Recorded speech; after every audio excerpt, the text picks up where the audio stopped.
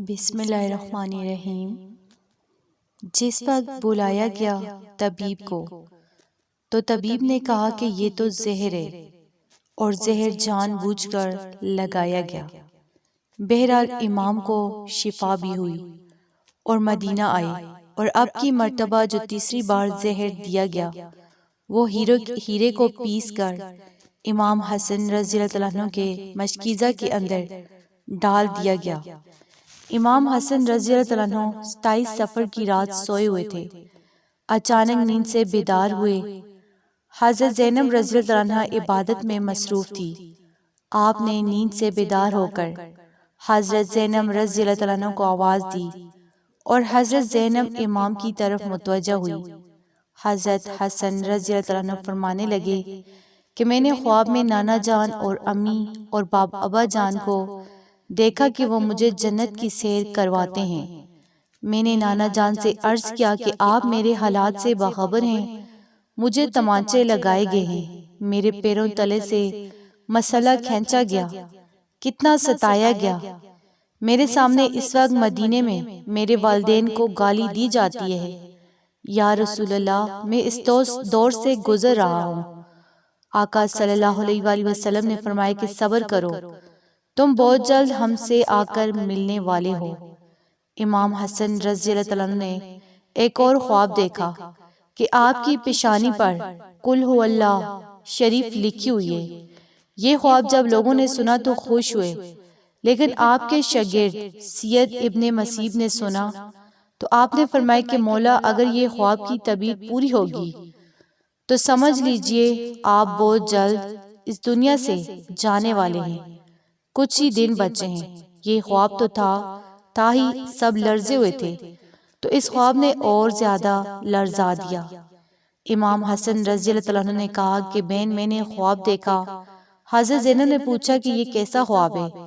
امام نے مشکیزہ لانے کا کہا، اور مشکیزے سے جب پانی پیا تو مشکیزے میں موجود جو ہیرا پیس کر ڈالا گیا تھا وہ آپ کے پیٹ میں چلا گیا۔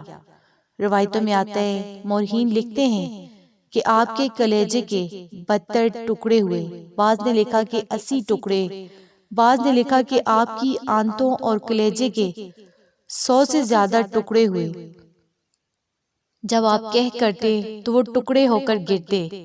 سوچئے ذرا یہ ہیرا کیا ہوتا ہے، اس کو کانچ پر چلائیں تو کانچ کٹ جاتا ہے۔ یزید صرف قاتل حسین رضی اللہ عنہ ہی نہیں بلکہ قاتل حسن رضی اللہ عنہ بھی ہے۔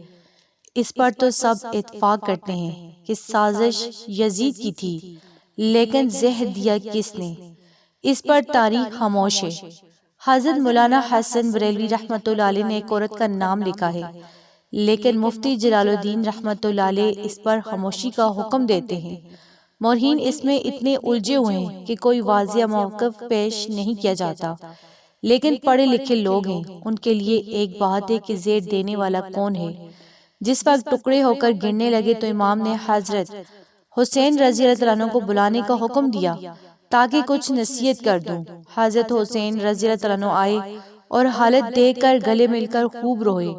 بھائی بتاؤ، آپ کو زہر کس نے دیا؟ اس لیے کہ سید الصابرین کا نواسہ ہے۔ بھائی، مجھے جس پر شک ہے، اگر وہی ہے تو اللہ بہترین انتقام لینے والا ہے، اور شک کی بنیاد پر کسی کو قتل نہیں کیا جا سکتا، کیونکہ میں نام لوں گا تو تم قتل کرو گے، اور شک کی بنیاد پر کسی کو قتل نہیں کیا جا سکتا۔ اللہ بہترین انتقام لینے والا ہے۔ جب امام حسن امام حسین کو نہیں بتایا کہ قاتل کون ہے تو حتمی طور پر کسی کے بارے میں یہ فیصلہ کر دینا کہ فلاں قاتل ہے تو میں سمجھتی ہوں کہ یہ زیادہ مناسب نظر نہیں آیا۔ بہرحال جب صبح ہوئی اور لوگ جمع ہونے لگے تو اس وقت امام حسن نے کہا کہ حسین، میرا چہرہ کیسا نظر آ رہا ہے؟ امام حسین رضی اللہ عنہ نے روتے فرمایا کہ آپ کا چہرہ ہرا ہو گیا۔ مسکرا کر کہا، اس تکلیف میں مسکرایا ہے حسن، جس تکلیف میں لوگ ساری خوشیاں لوگوں کی چھن جاتی ہیں۔ حسن مجتبیٰ نے جب سنا کہ میرا چہرہ ہرا ہو گئے تو فرمایا، حسین، یاد ہے نانا کی حدیث، معراج مکمل ہوگی۔ لوگوں نے پوچھا کہ حدیث معراج کیا ہے؟ فرمایا کہ جب میرے حضور معراج پر گئے تھے، ہماری پیدائش بھی نہیں ہوئی تھی، تو نانا معراج پر جنت کی سیر کر رہے تھے۔ جنت میں 2 محل دیکھے تھے، ایک ہرا تھا اور ایک لال تھا۔ اس وقت رضوان جنت نے کہا کہ یا رسول اللہ، جاتے جاتے اپنے شہزادوں کے محل بھی دیکھ جائیں جن سے پوری جنت کا حسن دوبالا ہوتا ہے۔ حضور صلی اللہ علیہ وآلہ وسلم نے فرمایا کہ یہ ہرا کس کا ہے اور لال کس کا ہے؟ کہا کہ لال تو حسین رضی اللہ عنہ کا ہے اور ہرا حسن رضی اللہ عنہ کا ہے۔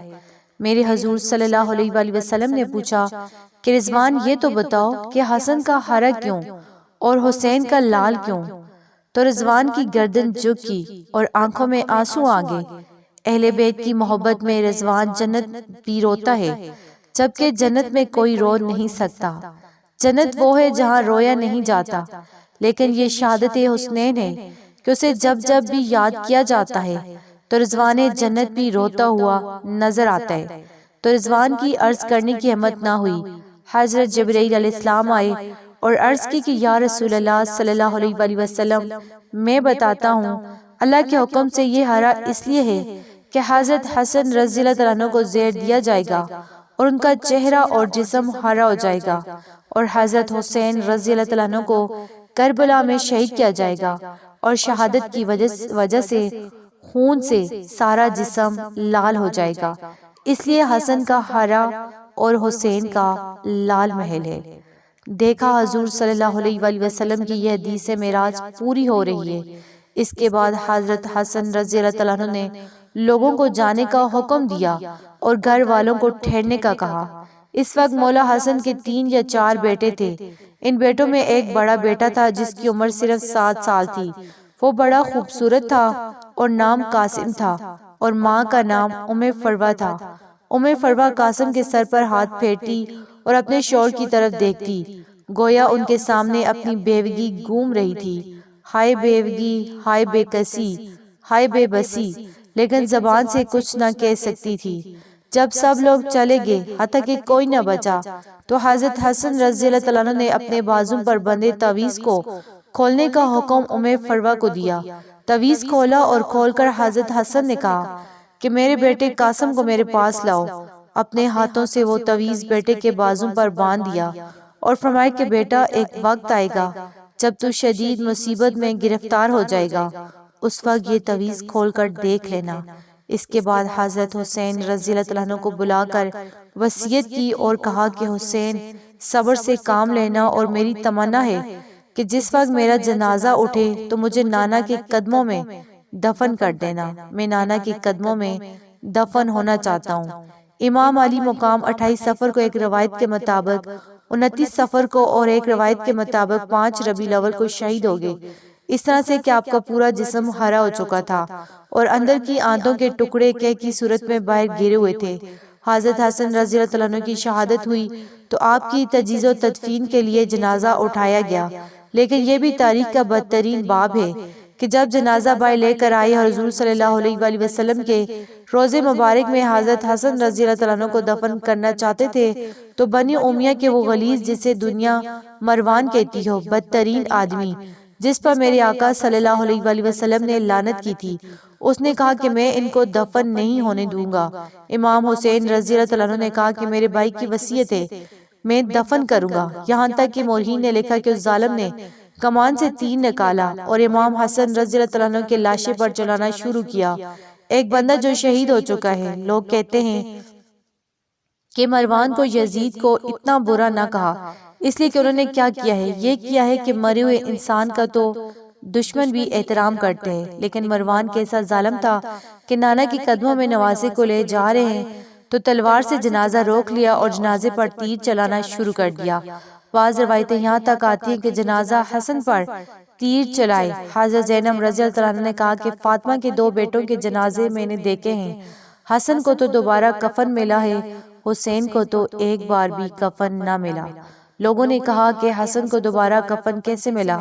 کہا کہ جب مروان نے حسن کے لاشے پر تیر چلایا تو وہ تیر لگا تو حسن کے کفن سے خون کی پھوار نکل پڑی، تو اس وقت لوگوں نے کہا کہ یہ ایک کفن پر اب دوسرا کفن بھی لپیٹ دو تاکہ حسن کو رنگین کفن میں لے کر نہ جائیں، بلکہ ایک کفن اور دے دیا جائے۔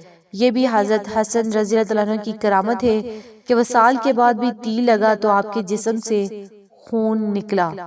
کسی نے امام حسین رضی اللہ عنہ سے کہا کہ شہزادے حسن رضی اللہ عنہ کی یہ وصیت تھی کہ مجھے حضور صلی اللہ علیہ وآلہ وسلم کے قدموں میں دفن کریں، لیکن انہوں نے یہ بھی کہا کہ اگر مروان آڑے آئے تو مجھے امی جان کے قدموں میں دفن کر دینا، تو آپ بھی اس پر عمل کر سکتے ہیں۔ پھر امام حسن رضی اللہ عنہ کو حضرت فاطمہ رضی اللہ عنہ کے قدموں میں دفن کر دیا گیا۔